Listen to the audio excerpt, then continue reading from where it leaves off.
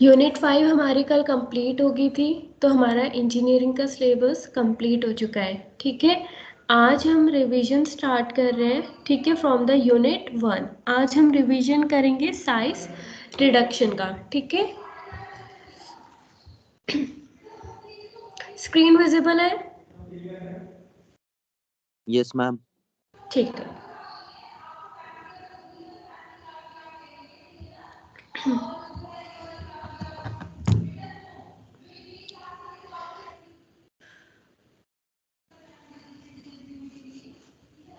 ठीक है। Size reduction क्या होता है? Size reduction is a process of reducing the large solid unit mass और any chemical substances into a small unit mass, coarse particle और the fine particles. So size reduction क्या है? हमारा वो प्रोसेस है जो भी हमारे लार्ज सॉलिड कंटेंट होते हैं और लार्ज सॉलिड यूनिट मास होते हैं, हम उनको स्मॉल यूनिट मास में कन्वर्ट करते हैं या फिर फाइन पार्टिकल्स में कन्वर्ट करते हैं।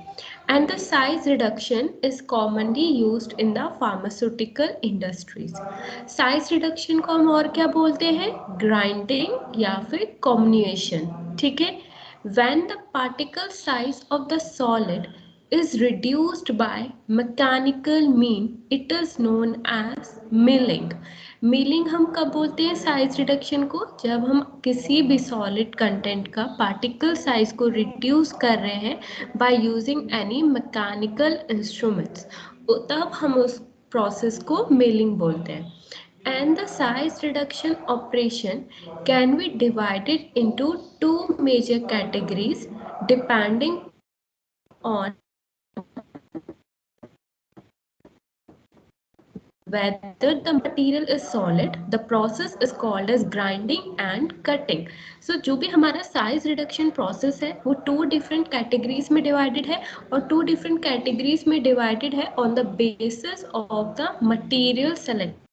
अगर हमारा कोई भी मटेरियल सॉलिड कंटेंट है और हमें अपने सॉलिड मटेरियल का साइज रिडक्शन करवाना है, तब हम उस प्रोसेस को क्या बोलेंगे? ग्राइंडिंग या फिर कटिंग। अगर कोई भी हमारा मटेरियल लिक्विड है, अगर हमें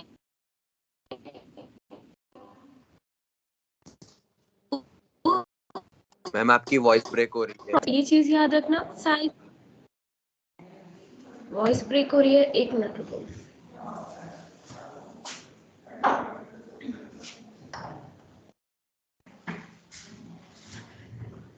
अब ठीक है, आ रही है आवाज?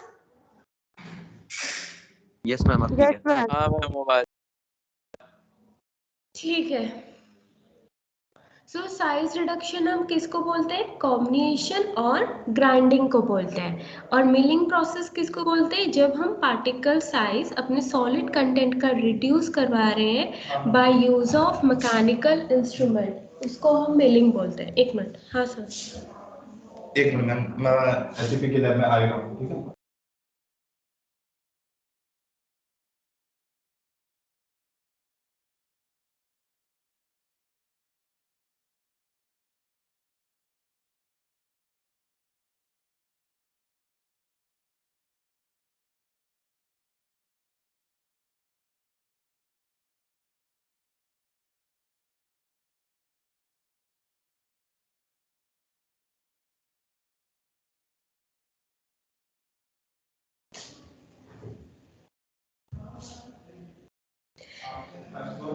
सो मिलिंग किसको बोलते हैं? अगर हमारा कोई भी सॉलिड मटेरियल है और हम अपने सॉलिड मटेरियल का पार्टिकल साइज को रिड्यूस करवा रहे हैं bye using the mechanical equipment, तब हम उस प्रोसेस को मिलिंग बोलते हैं। ठीक है, और जो हमारा साइज रिडक्शन प्रोसेस होता है वो बेसिकली डिवाइडेड होता है इन द टू कैटेगरीज। और वो टू कैटेगरीज पे कैसे डिवाइडेड है? Depending on the materials that we are using. अगर हमारा मटेरियल सॉलिड है और हम सॉलिड मटेरियल का साइज रिडक्शन करवा रहे हैं, तब हम उसको ग्राइंडिंग और कटिंग बोलेंगे। अगर लिक्विड है तो तब हम उस प्रोसेस को इमल्सिफिकेशन और एटोमाइजेशन बोलेंगे। ठीक है, ऑब्जेक्टिव ऑफ साइज रिडक्शन, हम साइज रिडक्शन करवा क्यों रहे हैं? पहला, size reduction leads to increase of the surface area. Next, pharmaceutical capsules, insufflations क्या होते हैं? वो पाउडर्स जो हम इनहेल करते हैं directly into the lungs, suppositories and the ointments. इन सारे फॉर्मुलेशंस के पार्टिकल साइज कितना होना चाहिए? Below 60 mm। और हमें पता है पार्टिकल साइज कब रिड्यूस होगा? जब हम उसमें साइज रिडक्शन करवाएंगे।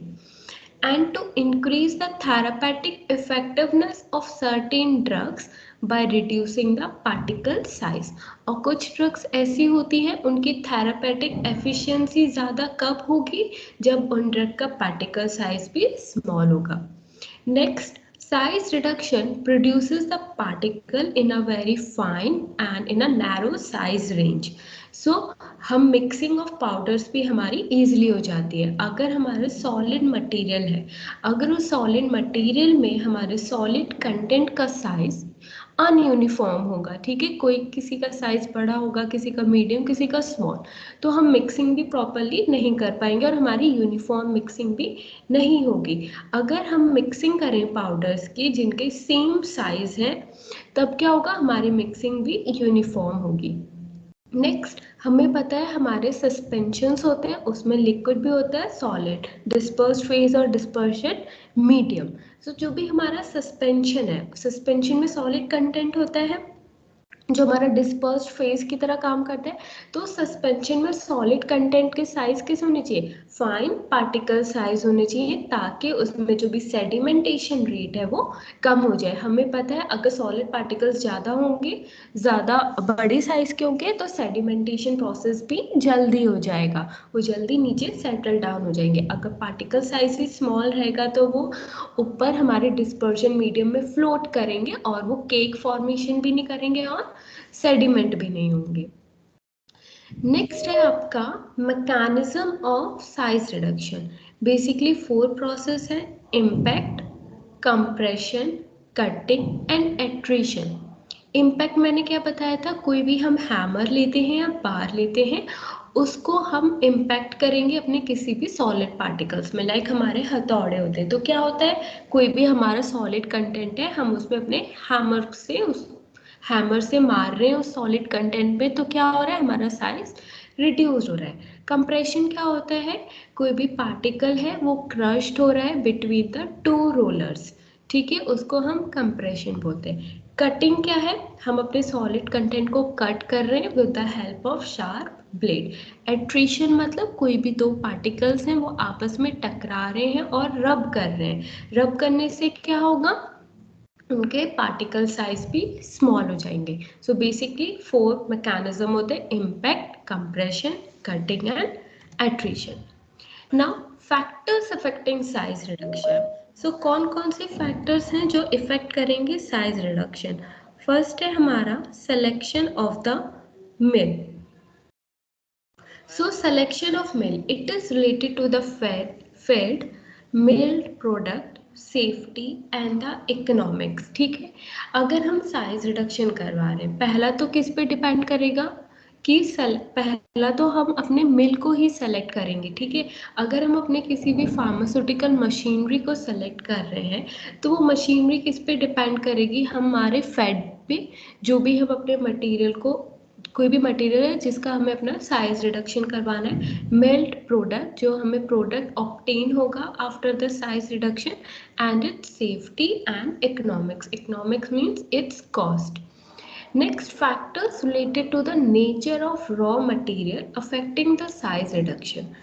फर्स्ट है हार्डनेस। अब हम पढ़ेंगे वो कौन से फैक्टर्स हैं जो हमारे रॉ मटेरियल के डिपेंड करते हैं on their size reduction. Suppose कोई भी सॉलिड कंटेंट है, रॉ मटेरियल है, फर्स्ट उसका फैक्टर होगा हार्डनेस। अगर वो कोई भी हार्ड मटेरियल हुआ, ठीक है, तो उसका साइज रिडक्शन इजीली नहीं हो पाएगा। अगर सॉफ्ट मटेरियल हुआ तो उसका साइज रिडक्शन भी इजीली हो जाएगा। हार्डनेस में क्या आएगा? It is easier to break the soft material than the hard material. For example, for iodine हम हैमर मिल यूज करते हैं। नेक्स्ट होते हैं फाइब्रस मटेरियल्स। फाइब्रस मटेरियल्स कैसे होते हैं? वो ज़्यादा टफ होते हैं, ठीक है, इन नेचर। और अ सॉफ्ट और a tough material has more difficulty than a hard और अ ब्रिटल substances like हमारे ginger और the rollifilia। उनको कट करने के लिए, उनको साइज रिडक्शन करने के लिए हम क्या करते हैं, हम कटर्स यूज करते हैं। नेक्स्ट, स्टिकी मटेरियल और इलास्टिक मटेरियल। अगर हम स्टिकी मटेरियल का साइज रिडक्शन करवा रहे हैं तो क्या होगा, वो सॉफ्ट हो जाएंगे और हमारे बेसिकली इलास्टिक मटेरियल्स भी सॉफ्ट हो जाएंगे during the milling, means during the size reduction process. Examples क्या हुए हमारे इलास्टिक और स्टिकी मटेरियल्स के, synthetic gum, waxes or resins, and the low melting substances should be chilled before milling। और जो भी हमारे कोई भी सॉलिड कंटेंट है उनका लो मेल्टिंग पॉइंट है, ठीक है, हमें पहले क्या करवाना है, उनको लो टेम्परेचर में रखना है ताकि वो चिल्ड हो जाए before their size reduction process. जो भी हमारे इलास्टिक और स्टिकी मटेरियल्स हैं उनका हम साइज रिडक्शन कैसे करवाएंगे, by using the hammer mill, fluid energy mill और द कोलाइडर मिल। नेक्स्ट होता है हमारा melting point. Like waxy substances, fats and oil are soft during size reductions due to the heat generated। जो भी हमारे वैक्सीलेटेड substance होते हैं, fats होते हैं, ऑयल्स होते हैं, ये सब कैसे होते हैं, नेचर के सॉफ्ट होते हैं। अगर हम इनका साइज रिडक्शन करवाएंगे तो हम साइज रिडक्शन करवा रहे हैं मशीनरी से, तो क्या हो रहा है, एक तरीके की हीट भी तो प्रोड्यूस हो रही है, तो ये इजीली मेल्ट आउट भी हो सकते हैं।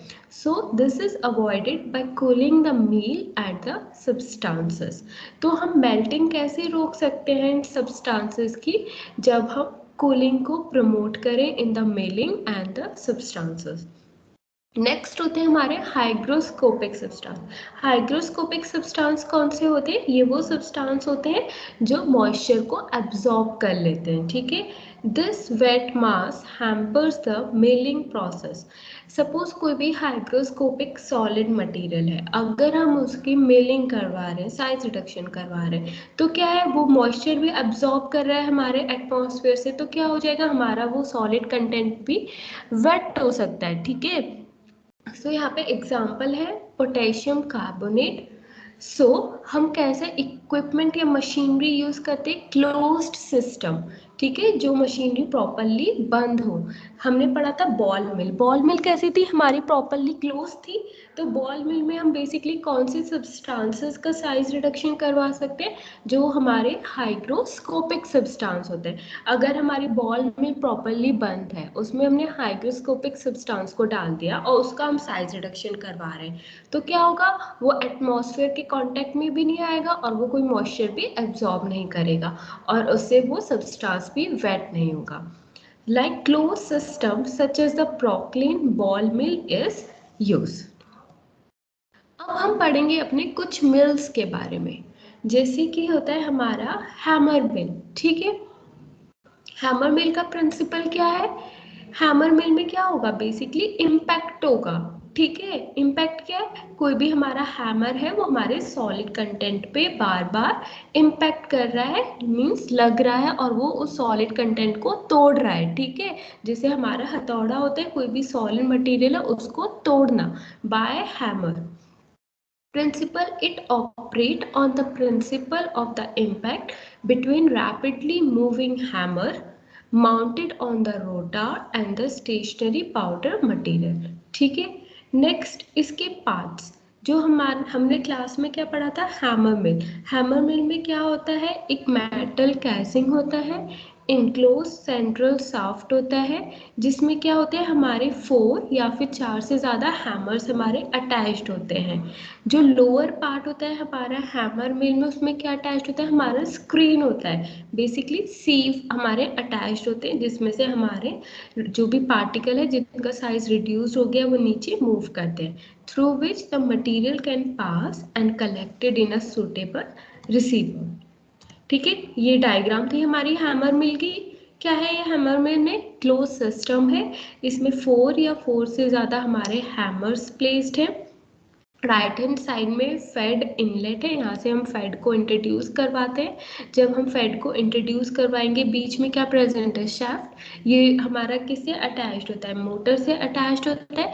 जब हमारी मोटर ऑन होगी तो शाफ्ट भी रोटेट करेगा, उससे क्या होगा, हमारे हैमर्स भी मूव करेंगे। तो जो भी सॉलिड कंटेंट है वो हैमर से टकराएंगे, तो क्या होगा, एक तरीके का इम्पैक्ट हो रहा है। तो हैमर से टकराने के बाद हमारा सॉलिड कंटेंट का साइज क्या होगा, कम हो जाएगा, ठीक है। और नीचे क्या प्रेजेंट है, हमारा स्क्रीन प्रेजेंट है, मतलब यहाँ पे हमारी एक सीव अटैच्ड होती है, ठीक है। तो जो भी पार्टिकल साइज है, सपोज हमें कोई भी पर्टिकुलर रेंज के पार्टिकल साइज चाहिए, ठीक है, रिड्यूस पार्टिकल साइज, तो हम उसी सेम सीव अटैच्ड करते हैं स्क्रीन पे। तो सपोज 10 mm के पार्टिकल साइज है, ठीक है, तो वो 10 mm के ही हमारे ऊपर एडहेयर हो जाएंगे, और जो स्मॉल पार्टिकल साइज होंगे वो नीचे रह जाएंगे। Construction and working. A hammer mill is essentially a steel drum. Hammer mill किसका बना है, स्टील का बना है, ठीक है। और इसमें क्या होते हैं, वर्टिकल और हॉरिजॉन्टली हैमर्स माउंटेड होते हैं, ठीक है। The hammer swings on the end और fix to the central motor. और ये जो हैमर्स हैं वो क्या करेंगे, स्विंग करेंगे, मीन्स रोटेट करेंगे। और ये हैमर किससे अटैच्ड है, हमारे बीच में शैफ्ट से अटैच्ड है, और ये शैफ्ट हमारी मोटर से अटैच्ड है। The rotor is rotate at a high speed inside the drum while material is fed into a fed hopper. जो भी हमारी रोटर है इसमें वो रोटेट करेगी हाई स्पीड में, ठीक है। और फिर हम क्या करेंगे, राइट हैंड साइड से अपने मटेरियल को हम फेड करवाते हैं, और वहाँ पे हमारा हॉपर प्रेजेंट होता है। The material is put into the hopper which is connected with the drum. यहाँ पे डायग्राम देख रहे हो, हमारा फेड है, जहाँ से हम फेड को इनलेट करवाते हैं वहाँ पे हमारा एक हॉपर प्रेजेंट है, ठीक है। हम हॉपर से फेड को इंट्रोड्यूस करवाएंगे inside the drum. The material is powdered to the desired size due to the fast rotation of the hammer. और जो भी हमारा मटेरियल है, पार्टिकल साइज है, वो स्मॉल हो जाएगा और हमें पाउडर्ड फॉर्म में मिल जाएगा। ऐसा क्यों हो रहा है, क्योंकि जो भी हमारे हैमर्स है वो फास्टली रोटेट कर रहे हैं and is collected under the screen. और जो भी पार्टिकल का साइज रिड्यूस्ड हो गया वो हमें कहाँ पे मिल जाएगा, हमारे स्क्रीन में मिल जाएगा, हमारे रिसीवर में। दिस आर मेनली ऑपरेटेड, ये चीज़ याद रखना, हैमर मिल जो है वो कितने आरपीएम पे रोटेट करता है, 1000 टू द 2500 आरपीएम पे, ठीक है, for the reduction of large size particle. और जो हमारे हाई स्पीड रोटर्स होते हैं वो कितना आरपीएम यूज़ करेंगे, 10,000 आरपीएम यूज़ करेंगे फॉर द साइज रिडक्शन, ठीक है। यूजेस क्या है, brittle material is best fractured by impact from blunt hammer. जो भी हमारे ब्रिटल मटेरियल्स होते हैं जो इजीली टूट जाते हैं, ठीक है, उनका साइज रिडक्शन हम किससे करवा सकते हैं, हमारे हैमर मिल से करवा सकते हैं। और जो हमारे फाइब्रस मटेरियल्स होते हैं उनको भी हम, उनका भी size reduction of hammer mill से करवा सकते हैं, ठीक है। अभी बस प्रिंसिपल याद रखना और इसकी स्पीड याद रखना, ठीक है, 1 मार्क में आ सकते हैं। हैमर मिल का प्रिंसिपल क्या होता है, इम्पैक्ट होता है। क्यों होता है, क्योंकि इसमें हमारे हैमर्स प्रेजेंट है, और इसमें जो भी हम सॉलिड कंटेंट अंदर इंट्रोड्यूस करेंगे तो हमारे हैमर किससे टकराएगा, हमारे सॉलिड कंटेंट से टकराएंगे, जब हमारे हैमर्स रोटेट करेंगे 1000 टू द 2500 आरपीएम की स्पीड पे या फिर 10,000 आरपीएम स्पीड पे। इसके एडवांटेजेस क्या है हैमर मिल के, it is rapid in action, ठीक है, and is capable of grinding many different types of material. Rapid in action मतलब इसमें हमारी मिलिंग ज़्यादा जल्दी होती है, और हम हमारे हैमर मिल में अपने पार्टिकल साइज को ग्राइंड कर सकते हैं जो डिफरेंट टाइप्स के होते हैं। They are easy to install and operate. हम ईजली हैमर मिल में अपने हैमर्स को इंस्टॉल कर सकते हैं, ठीक है, अपने फेड को ईजिली इंस्टॉल कर सकते हैं फ्रॉम द हॉपर, और ये ईजिली हम ऑपरेट कर सकते हैं। और ये जो प्रोसेस होता है ये कंटिन्यूस होता है। There is little contamination of the product with the metal abraded from the mill as surface move against each other.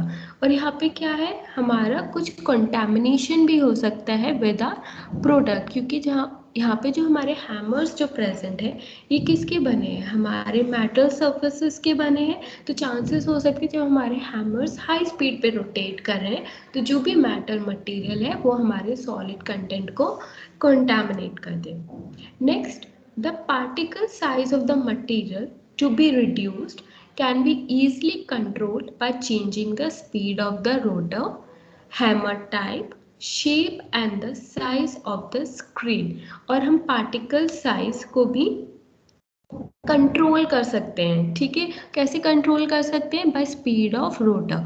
अगर हम रोटर को हाई स्पीड से रोटेट करवाएंगे अप्रॉक्स 10,000 आर पे, तो क्या होगा, हमारे हैमर्स भी जल्दी जल्दी घूमेंगे, तो हमारा पार्टिकल साइज भी क्या होगा, ज़्यादा फाइन पार्टिकल्स में साइज रिड्यूस हो जाएगा।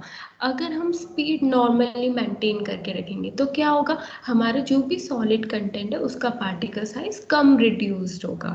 ठीक है, और या तो हम हैमर्स चेंज कर दें या फिर उनकी शेप या साइज ऑफ द स्क्रीन को भी चेंज कर सकते हैं। डिसएडवांटेजेस क्या है, पहला तो इसमें हीट बिल्डअप हो जाती है ड्यूरिंग द मिलिंग। अगर हम हाई स्पीड पे रोटेट करें अपने हैमर्स को तो क्या होगा, एक हीट भी प्रोड्यूस होगी, उससे क्या होगा, हमारा प्रोडक्ट है वो डिग्रेड भी हो सकता है, जो हाई हीट को टॉलरेट नहीं कर सकते। Next, hammer mills can not be employed to mill the sticky fibrous और the hard material.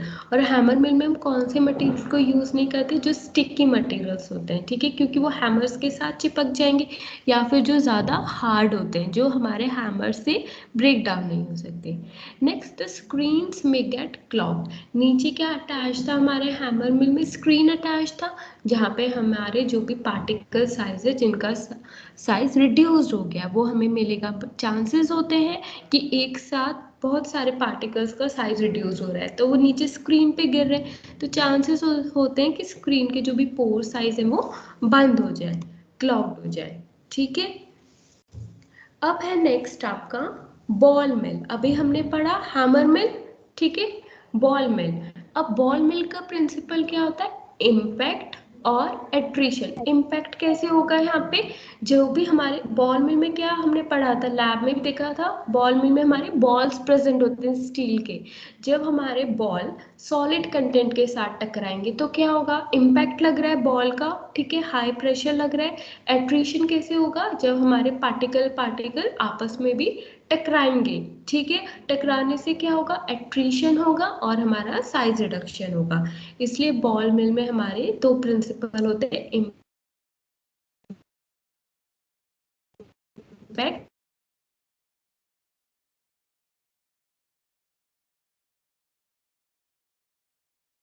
And the attrition.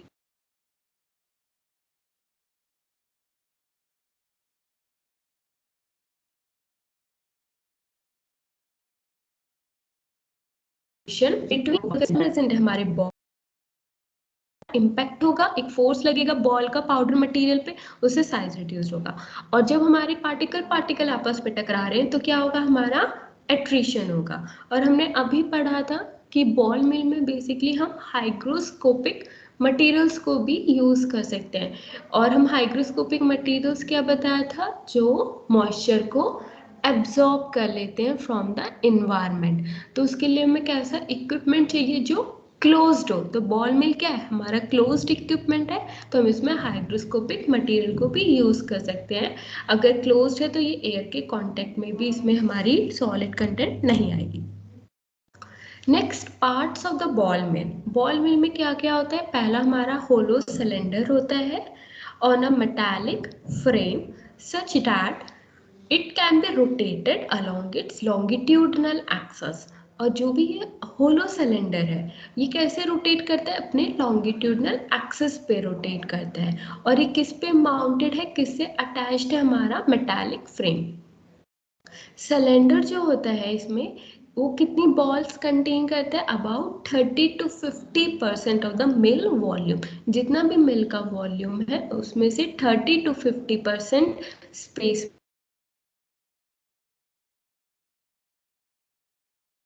में हम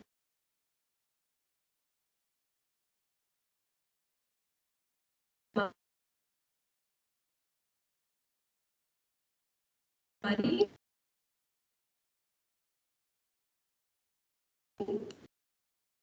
बॉल पर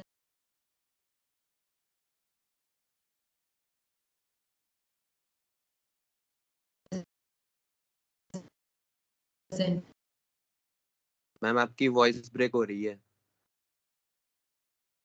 कर पाए तो हमारा साइज रिडक्शन भी नहीं होगा। Next, diameter of the mill. अगर हमारा मिल छोटा हुआ, उसका डायमीटर भी बहुत लेस हुआ, तो क्या होगा, हमारी मिल तो रोटेट करेगी बट हमारा जो भी सॉलिड कंटेंट है उसका साइज रिडक्शन प्रॉपरली नहीं हो पाएगा। Working at a low speed, the ball roll over each other and attrition rubbing action will be predominant mode of action। हमने क्लास में पढ़ा था, इसमें 3 स्पीड्स हम यूज करते हैं, लो, मॉडरेट और high speed.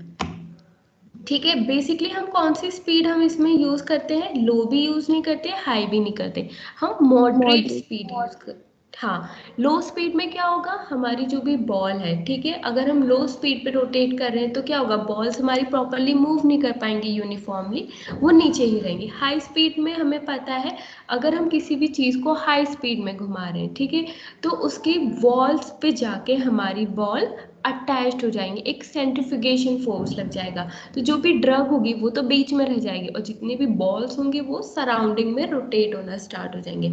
But moderate speed में क्या होगा, हमारी बॉल ऊपर जाएगी और दोबारा फिर नीचे आ जाएगी। उससे क्या होगा, जो भी बॉल है उसका इम्पैक्ट दिखाई देगा हमारे पार्टिकल पे और हमारे पार्टिकल भी आपस में टकराएंगे, उससे एट्रिशन होगा। तो हम यहाँ पे मॉडरेट स्पीड यूज करते हैं। इसलिए जो लो स्पीड होती है वो प्रीडोमिनेंट होती है, हम उसको यूज नहीं करते हैं। Thus in the ball mill impact और एट्रिशन और both are responsible for the size reduction. और अभी हमने पढ़ा इसमें इम्पैक्ट और एट्रिशन दोनों चीज होती हैं। एडवांटेजेस क्या है, it can produce a very fine powder, हमें बहुत फाइन पाउडर मिलता है इसमें।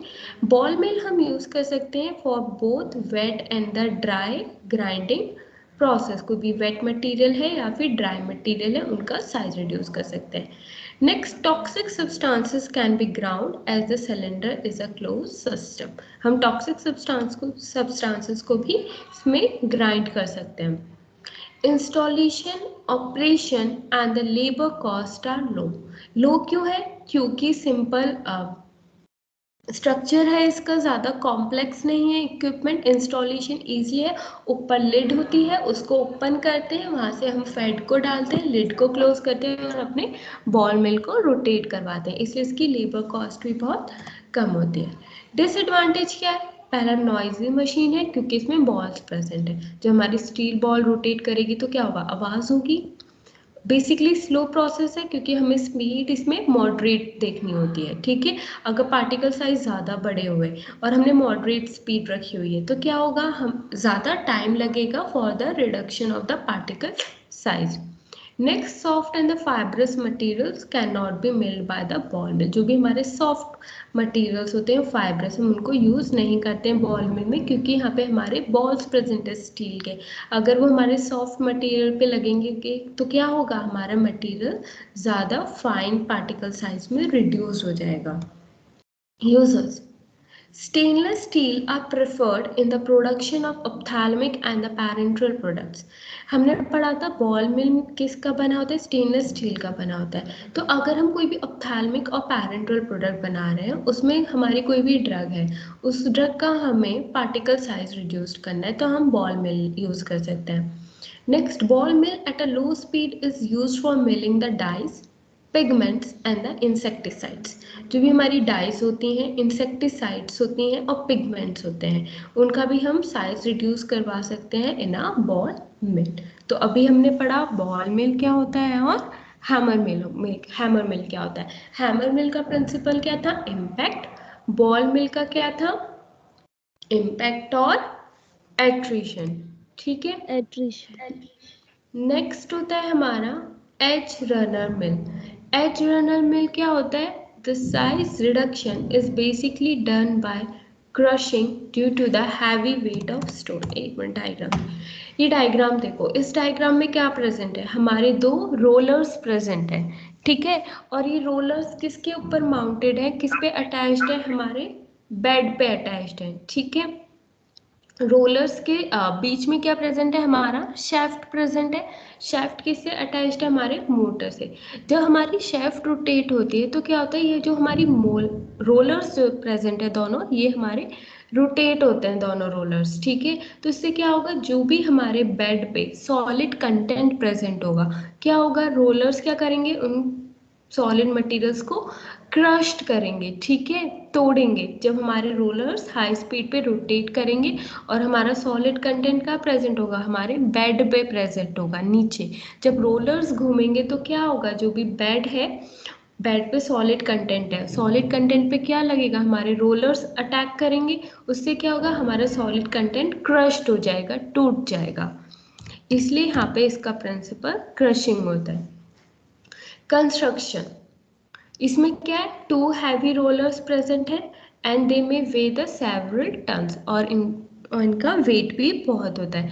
The roller move on a bed which is made up of granite और अ स्टोन, और जो रोलर्स होते हैं वो कहाँ पे मूव करते हैं, हमारे बेड पे मूव करते हैं, क्योंकि बेड पे ये बेड से अटैच्ड होते हैं, और बेड पे हमारा क्या प्रेजेंट होता है, हमारा फेड प्रेजेंट होता है। और ये बेड किसका बना होता है, स्टोन और the granite. And each roller has a central shaft and revolve on its axis. Diagram में हमने देखा था, ये दोनों रोलर्स किससे अटैच थे, शेफ्ट से अटैच थे। और शेफ्ट किससे अटैच होता है, मोटर से अटैच होता है। जब हमारी शेफ्ट रोटेट करेगी तो रोलर भी रोटेट करता है ऑन इट्स एक्सिस और on its place. The rollers are mounted on horizontal shaft and moved around the bed. और जो रोलर्स हैं वो कहाँ पे अटैच्ड है, हॉरिजॉन्टल शेफ्ट के साथ अटैच्ड है, और कहाँ पे मूव करते हैं, वो हमारे बेड पे मूव करते हैं। अब material, sorry working, the material to be ground is placed on the bed. जो भी मटेरियल है जिसका साइज रिडक्शन करवाना है, हम उसे कहाँ पे रखते हैं, अपने बेड पे रखते हैं। With the help of the scraper is such a way that it comes in the path of the stone wheel. और हम अपने फेड को कैसे रखेंगे, अपने बेड पे, कि जब हमारे दो रोलर्स जब घूम रहे हैं, वो दोनों रोलर्स किसके कांटेक्ट में आए, हमारे सॉलिड कंटेंट के कांटेक्ट में आए, ताकि जो हमारा सॉलिड कंटेंट है वो हमारा टूट सके और उसका साइज रिड्यूस्ड हो सके। These stones revolve on its own axis at the same time travel around the shallow stone bed। और ये जो हमारे stones है, मीन्स रोलर्स जो है, वो अपने प्लेस पे एक्सिस पे रोटेट करेंगे at the same time interval. Same time पे दोनों रोलर्स मूव करते, ये नहीं कि पहला रोलर मूव कर रहा है, फिर 1 मिनट के बाद दूसरा रोलर मूव करेगा, दोनों सेम टाइप पे मूव करते हैं। The material is ground for a definite period. जो भी हमारा सॉलिड कंटेंट है, हम उसको बेड पे रखते हैं for a particular period of time, जब तक उसका साइज रिड्यूस नहीं होता है। The powder is collected and passed through a sieve to get the powder for the required size। जब भी हमारे बेड पे जो भी सॉलिड कंटेंट है, जब उसका साइज रिड्यूस्ड हो जाएगा, बाद में वो कहाँ पे मूव करते हैं, हमारे सॉलिड कंटेंट जिनका साइज रिड्यूस हो गया, हमारे सीव की तरफ मूव करते हैं। सीव हमें पता है, जो भी हमारा पर्टिकुलर साइज के हमें सॉलिड मटेरियल चाहिए होगा, वो हमारे सीव के ऊपर रह जाएंगे, और जो ज़्यादा छोटे पार्टिकल्स होंगे वो नीचे पास आउट हो जाएंगे। तो जो भी हमें सॉलिड कंटेंट चाहिए होगा डिजायर्ड साइज का, हम उसको कलेक्ट कर देंगे through a sieve. Advantages, it does not require attention during operation. इस लाइन का मतलब क्या है, मतलब यहाँ पे बेसिकली लेबर कॉस्ट भी कम लगती है और अटेंशन भी कम रिक्वायर्ड होता है, क्योंकि हमने बस डायरेक्टली इसमें अपने सॉलिड कंटेंट को डालना होता है बेड पे, और रोलर्स को मूव करवाना होता है, और रोलर्स भी ऑटोमेटिकली मूव करवा होते हैं इसमें। डिसएडवांटेजेस क्या है, मोर स्पेस देन अदर में, लार्ज साइज का होता है, कंटेमिनेशन के चांसेस होते हैं, टाइम कंज्यूमिंग है, और it is not use for the sticky material, ठीक है। यूजेस क्या है, जो भी हमारे टफ मटेरियल्स होते हैं, हार्ड मटेरियल्स होते हैं, उनको ये इजीली तोड़ सकते हैं, ब्रेक डाउन कर सकते हैं इनटू फाइन पाउडर, क्योंकि हमारे इसमें रोलर्स प्रेजेंट है और ये हैवी वेट के होते हैं, तो ये हमारे हैवी और जो टफ पार्टिकल्स होते हैं उनको तोड़ सकते हैं। ये डायग्राम हमने पढ़ लिया था। 2 रोलर्स हैं, दोनों रोलर्स किससे अटैच्ड है, हमारे शेफ्ट से अटैच्ड है। जब हमारी शेफ्ट घूमती है तो क्या होता है, हमारे ये दोनों रोलर्स भी अपने एक्सिस पे, अपने प्लेस पे रोटेट करते हैं, ठीक है। और ये जो बेड है नीचे, बेड पे क्या प्रेजेंट होता है, हमारे सॉलिड मटेरियल प्रेजेंट होता है। तो जो भी हमारे रोलर्स हैं वो बेड पे जो भी सॉलिड कंटेंट है उसको क्रश्ड करते हैं और तोड़ते हैं। ये डायग्राम है बेसिकली एज रनर मिल का। डायग्राम देख रहे हो, लेफ्ट हैंड साइड पे क्या प्रेजेंट है, 2 रोलर्स प्रेजेंट है यहाँ साइड पे। ये राइट साइड और लेफ्ट साइड पे क्या प्रेजेंट है, 2 रोलर्स प्रेजेंट है, और बीच में क्या प्रेजेंट है, हमारा शेफ्ट प्रेजेंट है, ठीक है। राइट साइड में एक डायग्राम देख रहे हो, इस पे क्या प्रेजेंट है, आप देख रहे होगे एक स्टील का है, ये क्या हमारा स्क्रैपर है। स्क्रैपर क्या क्या काम करेगा, जो भी सॉलिड मटेरियल है जिसका साइज रिड्यूस हो जाएगा उसको अलग करता रहेगा, ठीक है। स्क्रैपर का ये काम होता है एंड रनर मिल में। और लेफ्ट हैंड साइड में क्या होता है, एज रनर मिल है। एज रनर मिल पे क्या है, हमारे 2 रोलर्स प्रेजेंट है जिसकी वजह से क्रशिंग होती है। और नेक्स्ट हमारी मिल होती है एंड रनर मिल, वो अभी हम पढ़ेंगे। एंड रनर मिल में क्या होता है, हमारा एक स्क्रैपर प्रेजेंट होता है, वो भी हम पढ़ेंगे स्क्रैपर क्या काम करता है। नेक्स्ट है एंड रनर मिल, ठीक है। एंड रनर मिल में बेसिकली हमारा एक मोटार प्रेजेंट होता है और एक पेस्टल प्रेजेंट होता है, ठीक है। पहले डायग्राम दिखा देती हूँ, ये बेसिकली डायग्राम है। ऊपर जो अभी बॉक्स टाइप का देख रही हो, ये क्या है, हमारा पेस्टल है। लैब में हम मोटार पेस्टल यूज करते हैं, सिंपल वही चीज है, यहाँ पे भी क्रशिंग होगी। ऊपर क्या है हमारा बॉक्स में, पेस्टल जो डंबल बेल की तरह है।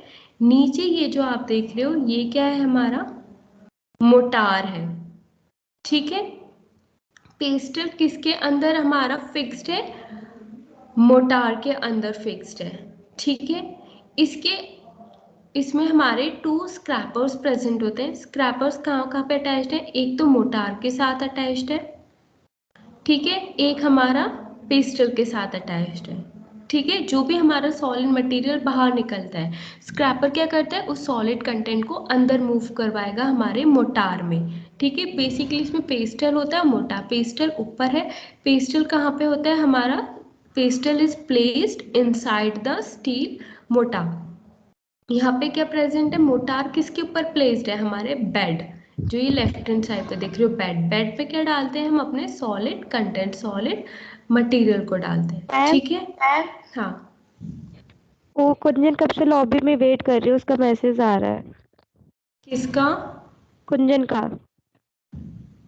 कुंजन,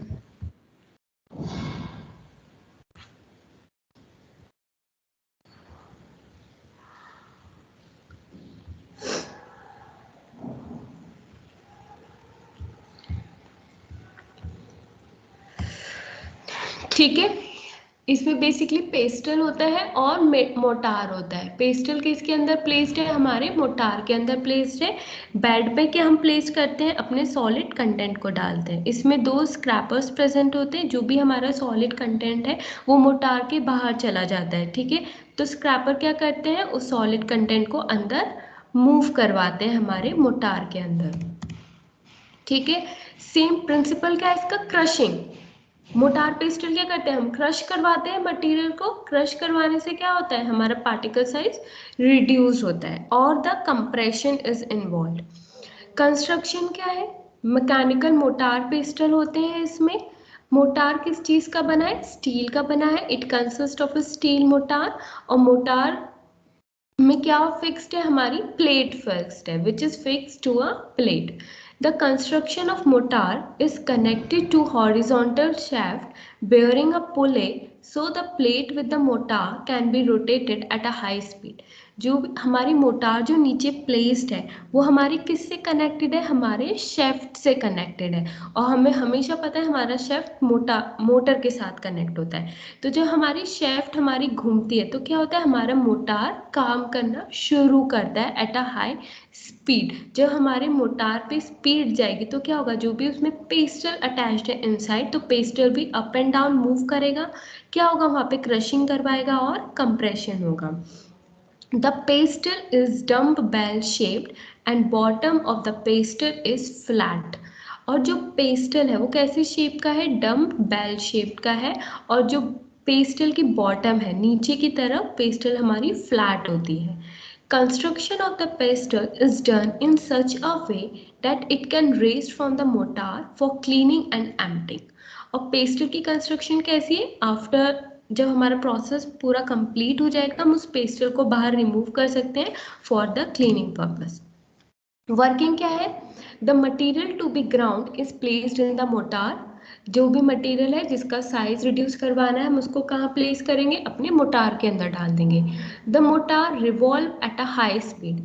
मोटार क्या करेगा, हाई स्पीड पे रिवॉल्व करेगा। Then the revolving mortar causing the pestle to revolve during this process and size reduction is achieved।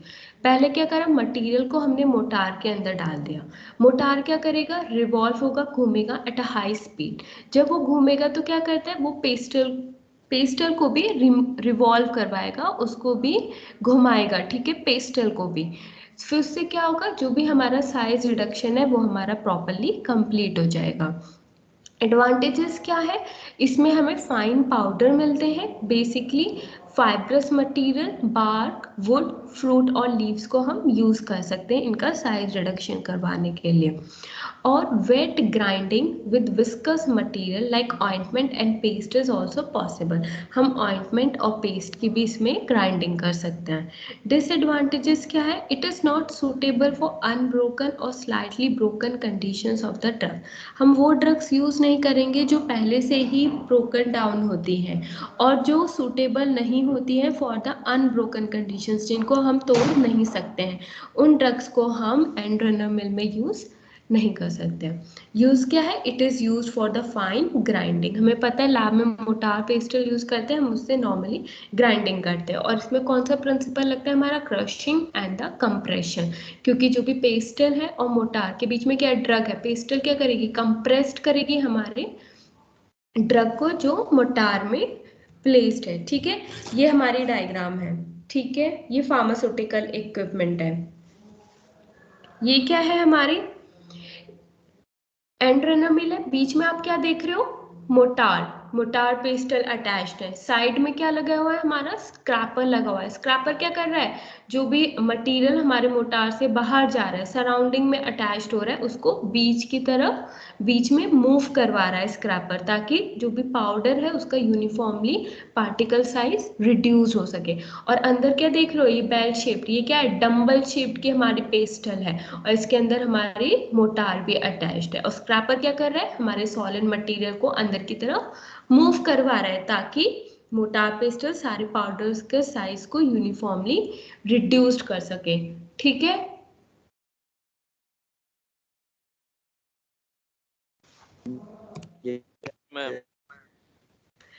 Next होता है हमारा फ्लूइड एनर्जी मिल, ठीक है। फ्लूइड एनर्जी मिल क्या होता है, ये हमारे इम्पैक्ट और एट्रीशन के प्रिंसिपल पे काम करता है, ठीक है। मैं डायग्राम समझा देती हूँ अभी। ये डायग्राम होती है फ्लूइड एनर्जी मिल की। इसमें क्या होता है, नीचे से हमारी फ्लूइड इनलेट जेट प्रेजेंट होता है। यहाँ से हम फ्लूइड को इन करवाते हैं एट अ हाई स्पीड। और राइट हैंड साइड पे क्या प्रेजेंट है, हमारा सॉलिड इनलेट। ऊपर से हम सॉलिड को इंट्रोड्यूस करवाएंगे, नीचे से क्या आ रहा है, हमारा फ्लूइड आ रहा है, मीन्स हमारी एक तरीके की एयर प्रेजेंट, एयर मूव करती है अंदर। जब हमारी एयर अंदर आएगी एट अ हाई स्पीड और हमारा सॉलिड कंटेंट भी अंदर आ रहा है, तो क्या होगा, हमारा सॉलिड कंटेंट रोटेट होना स्टार्ट हो जाएगा फ्लूइड एनर्जी मिल पे एट अ हाई स्पीड। उससे क्या होगा, जो भी हमारा सॉलिड कंटेंट है वो हाई स्पीड पे घूम रहा है हमारे फ्लूइड एनर्जी मिल में। चांसेस होगा जो भी फ्लूइड एनर्जी की वॉल है उनके साथ टकराएगा हमारा सॉलिड कंटेंट। उससे क्या होगा, हमारा इम्पैक्ट होगा, जो भी हमारा सॉलिड कंटेंट है फ्लूइड एनर्जी वॉल से टकराएगा, उससे क्या होगा, इम्पैक्ट होगा। एट्रीशन क्या होगा, जब दोनों ड्रग पार्टिकल आपस में टकराएंगे तो हमारा एट्रीशन होगा। बेसिकली फ्लूइड है, याद रखना, फ्लूइड एनर्जी मिल में हम एयर पास करवाते हैं एट अ हाई स्पीड। उससे क्या होगा, जो भी हमारा सॉलिड कंटेंट है वो भी हाई स्पीड पे मूव करेगा इनसाइड द फ्लूइड एनर्जी मिल। तो जो भी सॉलिड कंटेंट है वो हमारे वॉल्स पे भी टकराएगा जाके फ्लूइड एनर्जी मिल की, उससे इम्पैक्ट होगा और दोनों पार्टिकल आपस में टकराएंगे, उससे एट्रीशन होगा। ठीक है, जो आप ये नोजल देख रहे हो अंदर जो प्रेजेंट है वहाँ पे हमारी एक स्क्रीन अटैच्ड होती है। जो भी पार्टिकल्स का साइज रिड्यूस हो जाता है वो हमारे नीचे रिसीवर में आके कलेक्ट हो जाता है। ये सिंपल फ्लूइड एनर्जी मिल होती है। ठीक है, इसके बारे में हम नेक्स्ट क्लास में पढ़ेंगे। अभी मैंने आपको डायग्राम समझा दिया है। अभी मुझे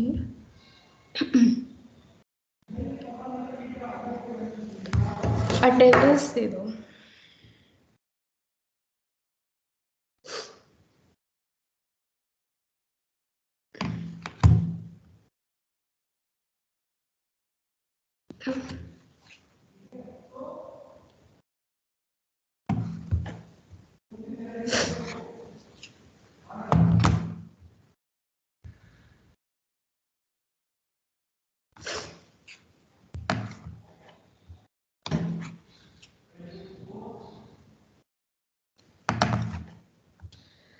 Anoop,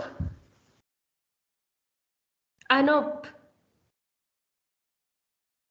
Gagan, Govind, present. Harshit, ma'am present ma'am. Himanshu,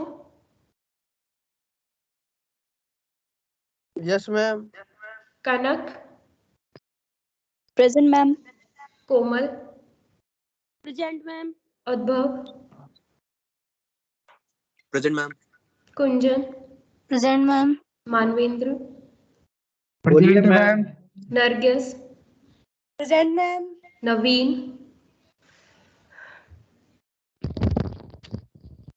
Nikita, yes ma'am. Pawan,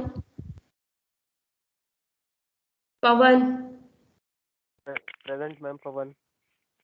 Ravi, yes ma'am. Sachin, present ma'am. Sanjeeta, present ma'am. Shivani, Soheb, present ma'am. Sujit, yes ma'am. Swati, yes ma'am. Vikram, present ma'am. Vivek Mishra, present Vivek. Ma'am. Present ma'am. ठीक है, लीव कर सकते हो class. Okay ma'am. Ma'am okay Naveen present. लगा दिए Naveen. Ma'am मेरा Gagan ma'am. हो hello ma'am. Anoop.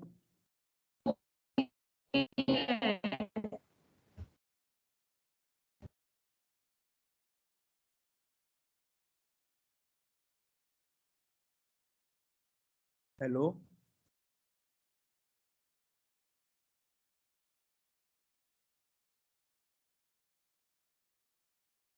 अनु,